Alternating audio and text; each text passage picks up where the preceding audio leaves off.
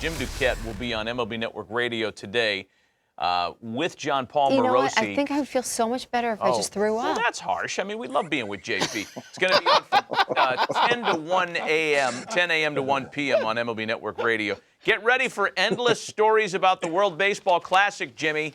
Oh, man. You know what, guys? Thanks for having me on. He and I are going to talk about he is going to talk about Punchki Day, which is a Polish holiday.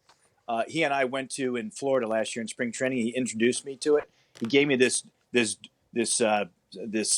Polish specialty. Like it's basically a donut with not enough jelly in it. That's what JP terrific. Did. Wow, it's going to be just no more Rocky Raccoon singing from Morosi today, please. Hey, I want to get your thoughts on this deal because I think a lot of baseball insiders like yourself who have more depth, more knowledge on the return part of the package are evaluating this in a way that isn't just, wow, the Dodgers have gotten so much better, because that's clear.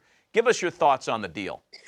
So, listen, I have a lot of sympathy for Chaim Bloom because, his first deal up in Boston, we all know what that market's like. I have family members that already don't like him. They're huge Red Sox fans. So, but for what he had to do coming in the return that he got back, I thought he did a really, really good job. I like Jeter Downs maybe even better than Gratterall for the future. So, when you look at, and Verdugo's going to be a good player this year, he doesn't match up with Mookie Betts. There's no question. And neither does Price for this year. But when your biggest task is to get below the luxury tax and save the organization money, listen, the Yankees did it in 2018. So did the Dodgers. Now, granted, they didn't do it by attaching their best player in a trade. I get that. But, Verdugo is I think a legit 25 home run bat, a plus defender.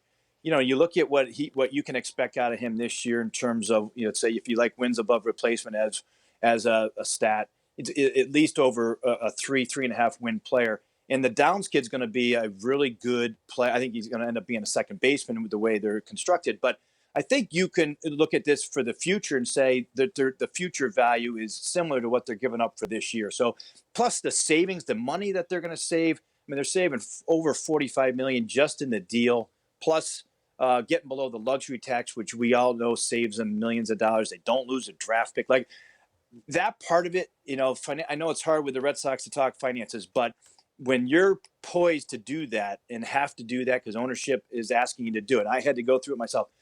It is not easy to do and to get quality back. And I thought he got quality back.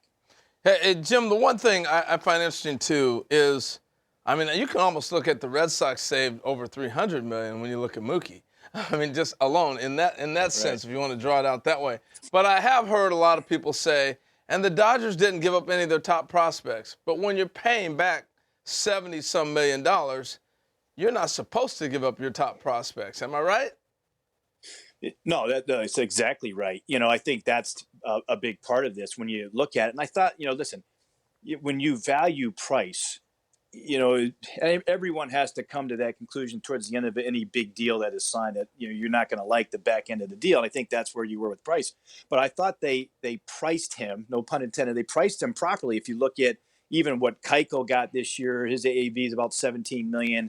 Mad Bum's about 18 or so, and Price is about 18 on the books for the next 3 years. So, I didn't think that it was an abnormal amount that Boston had to pay back. But, there's a sacrifice in the talent that you're going to get back, no doubt. Yeah, and we'll see how this affects the way Chaim Bloom can move on and do business, given the tough decision he had to make about Betts. So regarding Betts, a lot of people, Jimmy, have him, and everybody likes to do their little list, as the second best overall player in baseball behind Mike Trout. If you were to rank your top 10, and we have the Major League Baseball top 100 airing on MLB Network all week, where does Betts fall, and what's the rest of your top 10 look like?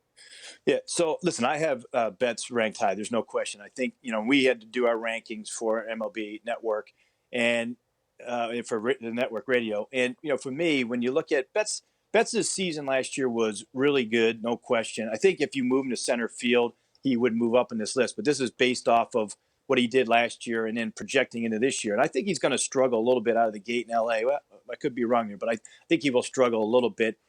Just getting it used to, as we know, in big trades like this, there's a lot more expectations. And I think he can handle it, but I think it'll be a slow start. So I put him down a little bit because of that. Bregman, I think, is the one for me because I look at over. There's two things I look at. I look at this past year, moving forward, but I also look at 2018. I have to factor in 2018, and it's hard to argue for me, with Bregman. How good he has been. I think the guy can play shortstop too. And I know there's going to be some people that will criticize because maybe he got some help. I don't know if he got any help in 2019. I think we're stretch. There's a stretch there a little bit. So I thought Bregman, when you look at his positional versatility, was 2. Lindor, we all love, is 3, and then of course I had Betts 4. But the guy the two guys there, I had a hard time getting pitchers in the top 10. But those two guys, DeGrom and Cole, for me, you have to have them in the top 10. So, and I snuck Acuna in there. I think Acuna may end up being in the top 5 by next year. No Soto. Where's Juan Soto fit for you? No, Soto. The next part of that list, I was basically his debate between Acuna and Soto, and how do you put, which guy do you put in there? And it was mostly because I think Acuna is going to play a lot of center field for me. The stolen bases that he provides in addition to the power.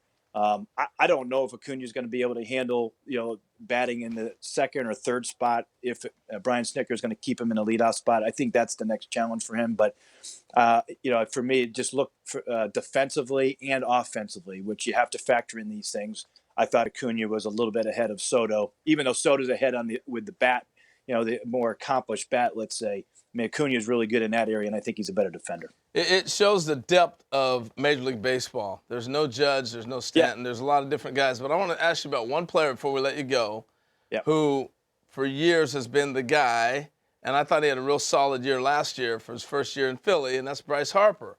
Where's Harper stand now? Harper, because I went back 2 years. He didn't have a very good year. 2 years, it wasn't as good 2 years ago. I have him. We rank corner outfielders, and I have him in the top 5 for corner outfielders. Others don't, but I am a big fan of Bryce. I didn't have him in the top 10, but I think he's definitely a top 20 type player for me. And in that park, I think you see the offense. The production there is going to continue to be at a high level, 40+ home runs. So I like him a lot. I like him more than most. I know there are a lot of people have him out there as an overrated type player, but I think his defense was better last year, and I think he's a force offensively. So I like him. I like him a lot more than most. By the way, that list that we were showing, all of those players except for DeGrom are under the age of 30. So to your point, Harold, they're all, it's a really good, talented group, but they're all young too. Yeah. Jimmy, whatever you do between 10 and 1 today on MLB Network Radio with Morosi, do not talk about Sparty's upset win on the road at Illinois yesterday because it'll be 20 minutes of side roads. Thank you for the warning on that. I'll stay away from it.